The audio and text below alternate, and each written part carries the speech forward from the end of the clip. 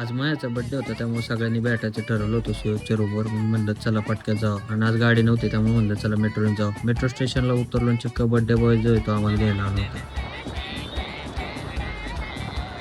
तिथून आम्ही डायरेक्ट गेलो हॉस्पिटलमध्ये कारण की आमच्यातल्या एका कार्यकर्त्याचं जे हाताचं बोट आहे त्याचं मायनर असं फ्रॅक्चर झालं होतं. मला ऑलरेडी एक्सपिरियन्स होता त्यामुळे माया आम्हाला सांगत होता कसं काय.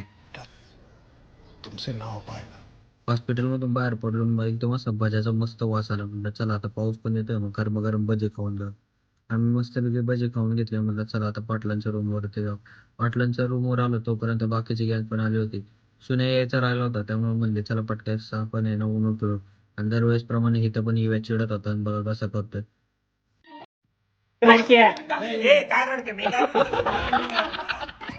तेवढं झालं ना आम्ही हर्षलच्या पेंटिंग बघत होतो आणि हे जे त्यांनी केलं ना एकच नंबर अशा पेंटिंग होत्या. तेवढं सुनीलचं आगमन झालं आणि बघा पोरं काय करतात त्याच्याच लग्नाची पत्रिका त्याला द्यायला लागली होती. आणि सुनील सोबत नेमकं त्याच्या बादशा पण आल्या होत्या. पोरांना तेवढंच पाहिजे होतं बघा आता पोरं काय झालं. हे नाव सांगा.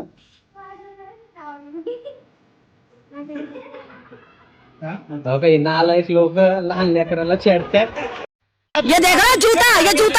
सगळं चालूच राहणार आहे म्हणजे चला पटक्याच पहिले बड्डे करून घे. बड्डे करून झालं ना आम्हाला भूक लागल्या होत्या त्यामुळे आम्ही पटक्याच गेलो आणि बिर्याणी घेऊन आलो. बिर्याणी खाऊन झालं आम्हाला रील काढायची होती त्यामुळे आम्ही बघा कशी प्रॅक्टिस करतोय. आणि हे बघा सुनीलच्या बादशीचं मत काय सुनील फक्त मामीचंच आहे. अरे काय रे मामा, कंच मामा आहे, कंच मामा.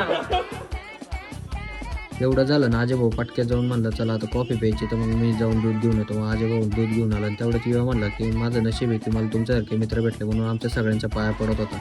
म्हणलं बरं झालं लय लवकर कळलं त्याला. ये बड़ी अच्छी बात कही आप. मग मस्तपैकी अजय भाऊने गरम गरम कॉफी केली. बाय.